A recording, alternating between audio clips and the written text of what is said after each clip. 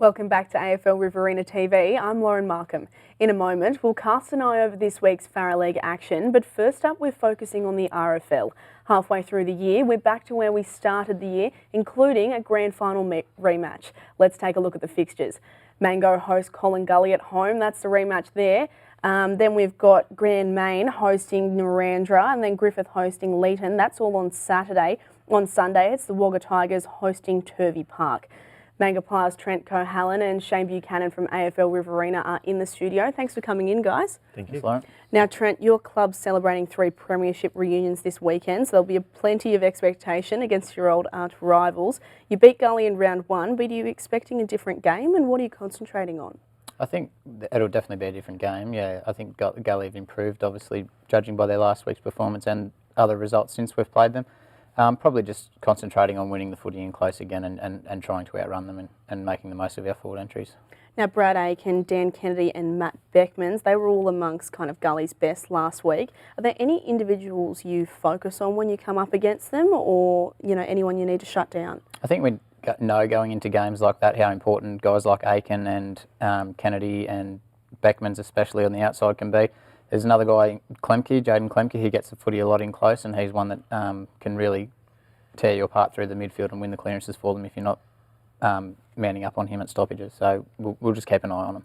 Now, Shane, Gully have been a bit inconsistent in the first half of the year. What are you expecting here? Yeah, Gully, I mean, they've dropped games against Mango, Narrandera and Griffith. Probably Narrandera and Griffith, probably games you'd think they would have won, but they haven't. So that displays their inconsistency.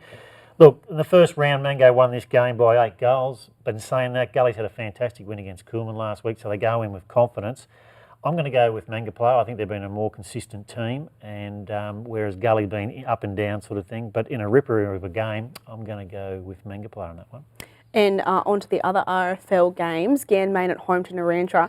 The Lions have been a bit disappointing, but they really need a win at home. Yeah, they do. There's no doubt about that. They want to play finals. I mean, Ganmain's probably been inconsistent, which is probably due to injuries, and Jaden Kotz is running around now with a under due rest playing now as well, sort of thing, which doesn't help their cause, but he's still trying to chip away. Look, Ganmain need to win this game, there's no doubt about that. Narrandera, look, they've been competitive in games, but I think perhaps the Lions got too much to play for and get over Narrandera in that one. And both these teams still have hopes of making finals, Trent. Who's your pick? I think Ganmain will get over the line due to firepower and the home ground advantage. Narrandera play good football. Especially we played them out there and out at Mango, and we were pretty impressed with the way that they played football. But I think Ganmain with White and Lawton up front and Kotzer and Steele and the guys on ball, I think they'll just be too strong. And Shane, a blow for Griffith, losing ruckman Michael Griffiths to injury. Are they still capable of an upset? Oh, I think they are. I mean, they'll probably have to play out of their skins. I mean, they're up against one of the form teams in the competition. Look, if we go back to the first round, it was a 7-goal loss they had against Leeton Witten. And look, they're arch rivals and whatever else, and a lot to play for, but I just think Leeton have just been too consistent. Well, better than Griffith, so I think the Crows will get over the Swannies in that particular one. And Trent, Leeton and Griffith have both brought some talent into the competition this year, but what is it about the Crows that have seen them improve so much? I think it was going to take a little bit of time. When you bring in some new guys from outside the area and from Canberra probably, it takes a while for them to adapt to the level of the competition. It's obviously a little bit slower, and then it also takes time for them to gel with their new teammates. So I think now that that's happened, obviously their performances are gradually getting better, and it's going to keep on happening for the rest of the year. And Shane, Tigers at home to Turvey. They'll be hurting after dropping that game in Griffith. Yeah, they dropped the last 2 games. They've just that 1-1 against Cohalan. So Tigers, they need a win to get on the board again. Look, they beat Turvey Park comprehensively in the first round. They've got an MND promotion on as well, the Tigers, on the weekend. They're actually playing same-day footy as well on Sunday, so there'll be a whole heap of activity going on there as well, with Bolton Park and also Robbo being used for juniors and seniors, so it should be a massive day. But yeah, Tigers, I think they'll bounce back, and they have to. They'll be smarting after the last couple of weeks, and I'd expect the Tigers to get a good win over the Bulldogs. And Turvey did show some spirit last week, especially in the second quarter. What would they have to pull out to get one over the Tigers? They'd have to bring a full game basically. I mean, they were very competitive against us for the first, second, and the fourth quarters. The third quarter probably let them down a little bit. And after talking to their coach after the game, a couple of our coaches were talking to him, and he said that their third quarters have been the problem all year. So I think if they bring a full 4-quarter performance, it'll be a lot closer. But in saying that, I think Wagga Tigers will be far too strong there. Turning to the Farrer League now, where it's round 11. Let's take a look at the fixtures. Northern Jets host the Rock at Area Park. Mara hosts Temora. Collie are at home to North Wagga, and Buchanan host the Hawks. Now, Shane, the Jets need to beat the teams above them on the ladder if they want to break into the 5. But can they do it against the Rock? Well, it's a must-win, there's no doubt about that. I don't think they can, but in saying that, I mean, if they're playing out at Area Park, they need to keep the ball in close sort of thing. Don't let the Rock get the ball outside or they'll tear them the strips. So, look, the Jets' form's been not too bad. Great win last week against Mara by a point. That gives them confidence going into the game as well, that you can win the close ones. But I think the Rock boys will be probably too good for the Jets. And just on a side note there, Susan Furphy's playing a 300th A-grade match there on the weekend as well. So all the best to Susan as well in that particular game. Lovely. And Trent, from what you know of the Farrer League, would you be tipping against the Rock? I don't think so. I think they're the same as Leeton and Griffith. They've brought in a lot of outside talent from this. They've obviously come from Albury instead of the Canberra League, but I think due to that, the Rock will be too strong. And what about Mara at home to Temora? Your old teammate Nick Casey is at the Bombers, but he's had a tough time with injury.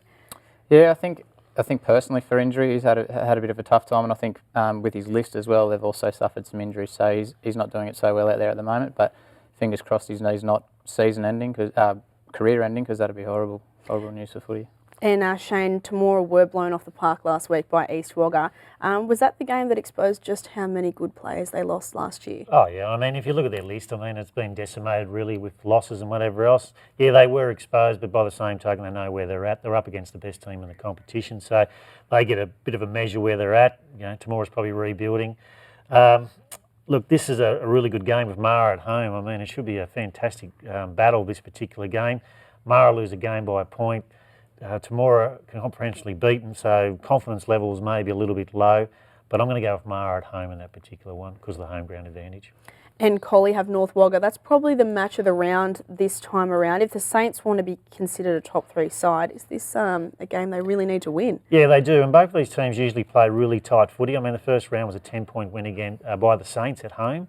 Collie do have their injuries concerned, but I think it's one of these games, if Collie can win this particular game, it just then cements that final spot with spots obviously up for grabs sort of thing. So I'm going to go with Collie at home in that particular one. And Trent, Collie have been a bit inconsistent, but they do have some good players. Would you be tipping them at home or would you go for the Saints? I think North Wagga, I don't know a lot about Collie, but I know North Wagga brought guys into their side like Kirk and Chad Hemblin and also Chris Willis, who used to coach out at Mangapara as well.